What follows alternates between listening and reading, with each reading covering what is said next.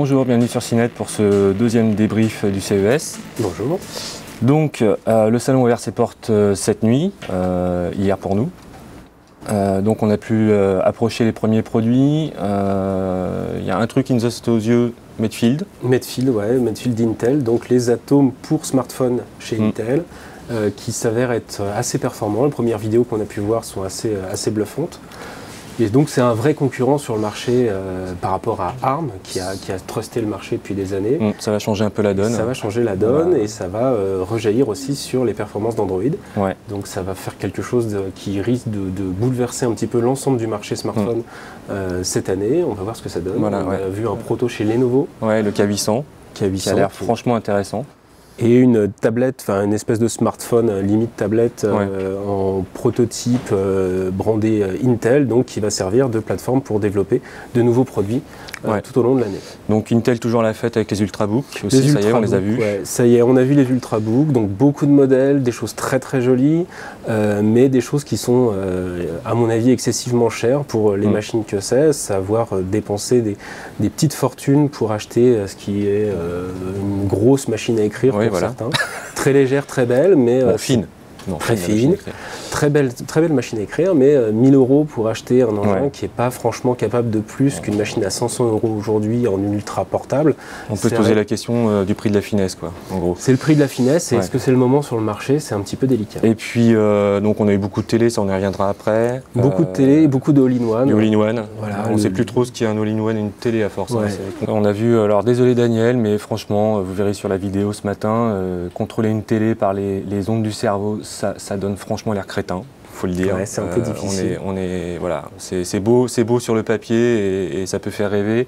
Maintenant, on est quand même super sceptique sur le fait de contrôler sa télé par le geste. Mais même à la voix, geste, voix, etc. À partir du moment où il y a un peu de bruit chez soi, contrôler sa télé à la voix, ça paraît un petit peu dur. Ouais.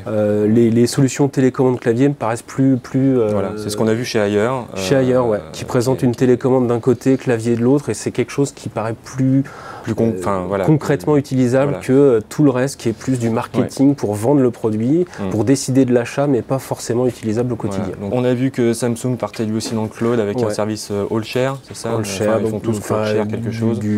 Ça c'est leur DLNA, mais il y a du cloud qui est annoncé.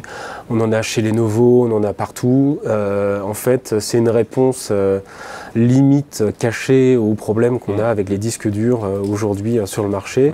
Donc les machines comme les Ultrabooks par exemple ont des tout petits stockages, donc on part sur des solutions externalisées. C'est une façon encore une fois de vendre en magasin. C'est pas forcément une solution qui va être très exploitable, notamment parce qu'on a un petit souci de tuyau.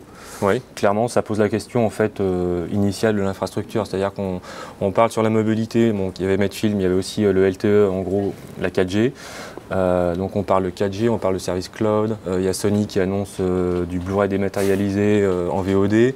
Tout ça, ça pose juste une question de base, c'est est-ce qu'on a les tuyaux pour supporter ça? On n'a clairement pas aujourd'hui l'infrastructure, nous en France, pour gérer ça. Voilà, en France, on parle de forfait à 20 € en 3G illimité.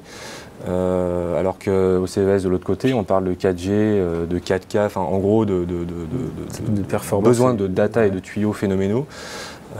C'est un peu déconnecté de la réalité. On a vraiment deux mondes complètement différents et nous on n'a pas du tout l'infrastructure pour gérer tout ça. Donc ça reste des annonces qui sont très encore une fois très théoriques pour l'avenir. Donc voilà, pour l'instant nous on est un peu on n'est pas encore douche froide, on est douche tiède. Douche tiède pour nous, on attend encore le truc qui va nous faire wow.